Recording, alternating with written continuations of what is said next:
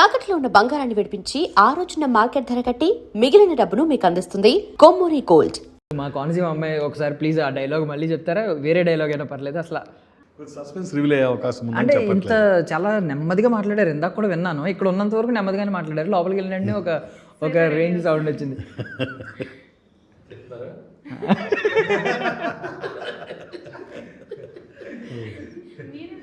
ఆయనకి year drums చాలా అవసరం. ఆయనకి ఇయర్ డ్రమ్స్ చాలా అవసరం.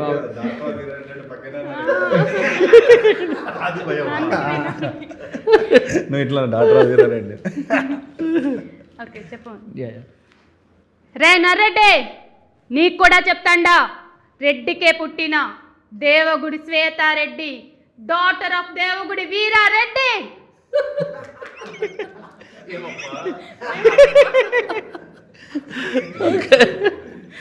గోదావరి స్లాంగ్ని ఓవర్కమ్ చేయాలంటే చాలా కష్టమని అంటారు చాలామంది. ఇంకా ఇప్పటికీ కూడా నేను కూడా అండి అంటూ ఉంటాను. ఇలాంటి దాటేసాం కానీ ఇంకా అండి మీరు ఓవర్కమ్ చేస్తారా? ఆల్మోస్ట్ సార్ 40 days వర్క్షాప్ చేసినప్పుడు ఇదే డైలాగ్స్ మీద చేపించారు. మొత్తం అంతా స్లాంగ్ అంతా అలా విన్నా. సెట్స్ లో మొత్తం ఇంకా రాయలసీమ స్లాంగ్ శ్వేత అని పిలిచేవారు. ధర్మ, రాఘవ, కడప. మళ్ళీ 4 మాండలికాలు ఉంటాయి. కడప మాండలికం డిఫరెంట్. సో ఫాలో అయిపోయి బ్లైండ్ గా ఇది నా ఫస్ట్ కదా. డబ్బింగ్ కూడా ఫస్ట్. అసలు ఇప్పటి వరకు ఏమీ చేయలేదు. సార్ అయితే మాకు పిన్ టు పిన్ ఒక్కొక్క లెటర్ తో సహా డబ్బింగ్ చెప్పించారు. పోన్లేండి, ఈ డైలాగ్ చెప్పడం వల్ల డబ్బింగ్ మీరే చెప్పారన్న క్లారిటీ ఆడియన్స్ ఇమీడియట్ గా. సార్ కాదు, మీరు ఇప్పటికీ కూడా రఘు కొంచెం అంటే ఒక మట్టి ముద్దలా ఉంటారా? అంటే దేనిలో పడితే దానిలో మౌల్డ్ అవుదాం, ఎవరు ఏ పాత్ర వస్తే దానిలో మౌల్డ్ అవుదాం అని అనుకుంటారా? అంతేనండి. ఇంకేమైనా కొత్త క్రాఫ్ట్స్ ఎక్స్ప్లోర్ చేసే ఛాన్స్ ఉందా సార్? ఇప్పటికే చాలా అవుతున్నాయి. ఇంకేం లేదు. యాక్టింగ్ ఇచ్చిన కిక్ ఏంటి సార్? అంటే మిగిలినవన్నీ చూసేసారు, ఎంతో లైఫ్ చూసి వచ్చారు. యాక్టింగ్ ఇచ్చిన కిక్ ఏంటి సార్ కొత్తగా? యాక్టింగ్ ఏంటంటే ఎంత మంచి టెక్నీషియన్ అయినా బేసిక్గా ఇప్పుడు డైరెక్టరే క్రియేట్ చేస్తాడు ఆర్టిస్ట్ని బేసిక్గా. అంతే కదా, ఆర్టిస్ట్ ఇప్పుడు అభినవ్ సినిమా ఆయన క్రియేట్ చేసిన ఒక ఇదే కదా. రేపు సినిమా అయితే ఫస్ట్ పేరు ఏం కోసం. సో అది ఆర్టిస్ట్ యొక్క వాల్యూ. సో స్క్రీన్ మీద కనిపించే వాళ్ళు ఎప్పుడు కూడా వాళ్ళ ఇంపాక్ట్ బాగా క్రియేట్ చేస్తారు. ఇప్పుడు నాకు ఇవాటికి నాకు గుర్తుపడతారు బయటకి టెలివిజన్ ఇచ్చినటువంటి రికగ్నేషనే కదా. ఎవర్స్ లోయింగ్ ది ప్రోగ్రామ్ అని కొన్ని ప్రోగ్రామ్స్ ఇప్పటికీ వాళ్ళు సస్టైన్ అవుతుంది అది. సో స్క్రీన్ ప్రజెన్స్ అనేది దాని వాల్యూ అది ఉంటుంది. మ్యూజిక్ మనం ఎంత చేసినా ఏం చేసినా బ్యాక్ ఆఫ్ ది స్క్రీన్ ఉంటాయి ఇవన్నీ కూడా బేసిక్గా. బట్ సాటిస్ఫాక్షన్ ఇస్ డిఫరెంట్ ఉంటుంది, లాంగ్ రన్ ఉంటుంది. బట్ ఇన్స్టెంట్ కాఫీ లాంటిది యాక్టర్ లైఫ్ అది అంత తొందరగానే మళ్ళీ ఫేడ్ అవుట్ అయ్యే అవకాశం కూడా ఉంటుంది. కరెక్ట్గా మనం దాన్ని నిలబెట్టుకోలేకపోతే. చాలా మంది చూస్తున్నాం కదా, ఓవర్ నైట్ వస్తారు, ఓవర్ నైట్ ఫేడ్ అవుట్ అవుతారు. సో దీన్ని నిలబెట్టుకోవడం కూడా చాలా కష్టం బేసిక్గా. అది అంటే ఈ ఓవర్ నైట్ వెళ్ళిపోవడానికి ప్రధాన కారణం వాళ్ళ సైకాలజీ మారిపోవడం అన్న సార్. అంటే ఇప్పుడు ఒక పెద్ద హిట్ అయింది, నెక్స్ట్ ఏమన్నా టూ మెనీ థింగ్స్ అంటే టూ మెనీ పీపుల్ అండి. ఇప్పుడు ప్రతి ఫీల్డ్ ఇప్పుడు ఒకప్పుడు లిమిటెడ్గా వచ్చారు సినిమా ఇండస్ట్రీ అంటే. చాలా కొద్ది మంది వెళ్ళేవారు, కొంచెం మంది. ఇప్పుడు పొద్దున్న లేచేటప్పటికి మీకు తెగ దిగుతున్నారు. ఎన్ని ఫీల్డ్ ఏది చూసుకోండి, మ్యూజిక్ని చూసుకోండి. సింగర్స్ అయితే నెలకు ఒక 1000-2000 మంది కనిపిస్తుంటారు నాకైతే.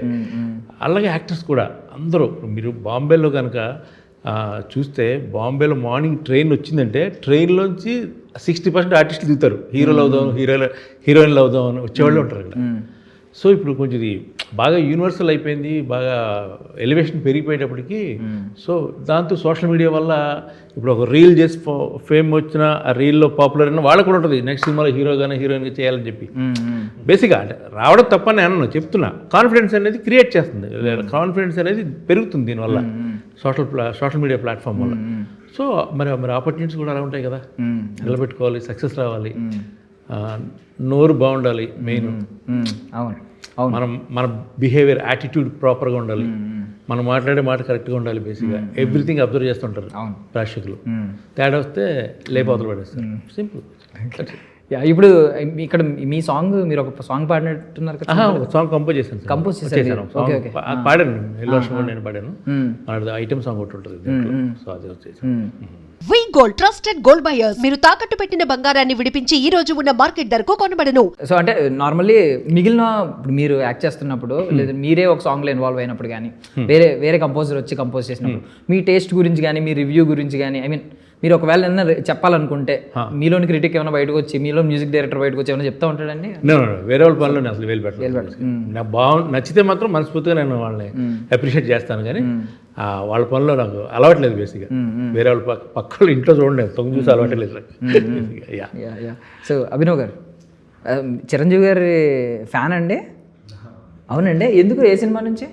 చిన్నప్పటి నుంచి ఏమండి మీ ఇన్స్పిరేషన్ ఆయననా ఒకవేళ యాక్టర్ అవ్వడానికి? ఇలాగా యాక్టర్కి Rajinikanth, but Chiranjeevi is for dance and acting everything కదా. నాకు డాన్స్ అంటే చాలా ఇష్టం చిన్నప్పటి నుంచి. సో అది చూస్తుంటే మైకిల్ జాక్సన్ చూస్తుండే ఫస్ట్. తర్వాత చిరంజీవి గారిని చూసినప్పుడు అసలు మైకిల్ జాక్సన్ ఎవరు అనిపించింది. ఇంత వేరియేషన్స్ ఉన్నాయి ఏంటి అసలు, మన తెలుగులో పుట్టడం రియల్లీ వీఆర్ లక్కీ అనిపించింది. Rajinikanth is my real inspiration. The way of characters కానీ అంటే ఇప్పటికీ 75 years 8 years వచ్చిన హీఈస్ వర్కింగ్, మార్నింగ్ వెళ్ళి సెట్కి వెళ్ళి వర్క్ చేస్తుందంటే he is in the field of acting. అంటే యాక్టింగ్ అంటే అంత పిచ్చి ప్యాషన్ కాబట్టి మేబీ 100 కోట్లు ఇవ్వచ్చు, 200 కోట్లు రావచ్చు. కానీ చాలామంది ఇప్పుడు నేను చూస్తుంటాను కదా, ఒక ఏజ్ వస్తే చాలు డబ్బులు ఉన్నాయి కదా, రిలాక్స్ అయిపోదాం, సెటిల్ అయిపోదాం అన్నట్టుంటారు. బట్ కొంతమందే ఉంటారు. అది చిరంజీవి గారు కూడా ఇప్పుడు ఆ ఏజ్లో కూడా హుక్ స్టెప్ వేస్తూ మమ్మల్ని ఇన్స్పైర్ చేస్తున్నారంటే మేము ఈ ఏజ్లో ఇంకెంత చేయాలనిపిస్తుంది. Really correct. అంటే ఇప్పుడు రజనీకాంత్ గారు వచ్చేసరికి ఆ యాటిట్యూడ్, ఆ టైంలో ఆ స్టైల్, చిన్న చిన్న మూమెంట్స్ ఉంటాయి కదా మీకు, ఆ స్వాగ్ మూమెంట్స్ ఇప్పటికీ హీరోలు అది అచీవ్ చేసే ప్రాసెస్లోనే ఉంటారు. ఆయన ఏంటంటే ఒక స్టాండర్డ్ బుక్ లాగా అయిపోయారు వీళ్ళందరికీ. ఇప్పుడు వచ్చే జనరేషన్ హీరోస్ అందరికీ ఆ సిగరెట్ ఎలా అనడం, బబుల్ గమ్ ఎలా వేసుకోవడం, సంథింగ్ హ్యాండ్ షేక్ కానీ, వాకింగ్ కానీ, మొత్తం అంతా ఒక డిఫరెంట్ అటైర్. చిరంజీవి గారి విషయానికి వచ్చేసరికి ఆ టైంలో ఆయన మించిన డాన్సర్ అప్పట్లో ఎవరు లేరు. ఈవెన్ ఇప్పటికీ కూడా చాలా మంది ఏమంటారంటే యంగ్ యాక్టర్స్ యాక్సెప్ట్ చేయరు, చిరంజీవి గారి కంటే గొప్ప డాన్సర్ ఎవరు లేరు అని అంటారు. సో ఎవరి యూనిక్నెస్ వాళ్ళకి ఒకటి ఉంది, అదే వాళ్ళని ఒక స్టార్ కింద మార్చింది. సో మీరు ఏదన్నా ఒక యూనిక్ థింగ్ని పట్టుకుందాం అనుకుంటున్నారు అంటే ఈ థింగ్లో నేను కొంచెం ఎక్సెల్ అవ్వాలి, లేకపోతే నేను కూడా అక్కడ వరకు వెళ్ళలేను ఇన్ ఫ్యూచర్ అని ఏమన్నా అనుకుంటున్నారా? డెఫినెట్లీ. ఎందుకంటే ప్రతి క్యారెక్టర్కి ఒక యూనిక్నెస్ ఉంటుంది. మనకు వచ్చే క్యారెక్టర్కి యాక్టింగ్ స్కూల్లో చెప్పింది కూడా ఏంటంటే, నువ్వు ఏదైనా క్యారెక్టర్ చేస్తే అది యూనిక్ ఉండాలి. అంటే నువ్వు నీలానే ఉండు, ఎవరిని ఇమిటేట్ చేయొద్దు. That is the first rule. మనం మనలా చేసుకుంటే that will be A uniqueness. అప్పుడే కొత్తగా స్టార్ట్ అవుతుంది. అండ్ ఆ ఎమోషన్లోనే ఉండి ఆ క్యారెక్టర్లో నుండి డ్రైవ్ అయితే మీరు అన్నట్టు దాంట్లో నుంచే యూనిక్నెస్ స్టార్ట్ అవుతుంది. మనం ఎప్పుడైతే వేరే వాళ్ళని ఇమిటేట్ చేయడం స్టార్ట్ చేస్తే మనం కనిపించాం, వాళ్ళు కనిపిస్తారు.